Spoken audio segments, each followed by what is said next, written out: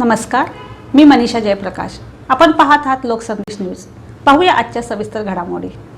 सांगली येथील सामाजिक, शैक्षणिक, आर्थिक तसेच औषध व्यापार क्षेत्रात गेल्या अनेक वर्षांपासून उल्लेखनीय कार्य करणारे संस्थावर्धक नेतृत्व श्री रावसाहेब पाटील यांना मानद डॉक्टरेट पदवीने सन्मानित करण्यात आलेलं आहे. दिल्ली येथील नीती आयोगाच्या मान्यताप्राप्त सॉक्रेटिस सामाजिक संशोधन विद्यापीठाच्या वतीने श्री रावसाहेब पाटील यांच्या आर्थिक, आरोग्य, शैक्षणिक, सामाजिक क्षेत्रातील अतुलनीय योगदानाची दखल घेत हा सन्मान प्रदान करण्यात आला. ग्रामीण भागातून अत्यंत प्रतिकूल यावेळी श्रीचंद केसवानी, डॉक्टर मुकुंद बोधनकर, वरिष्ठ शास्त्रज्ञ, APT रिसर्च फाउंडेशन गौरव करण्यात आला.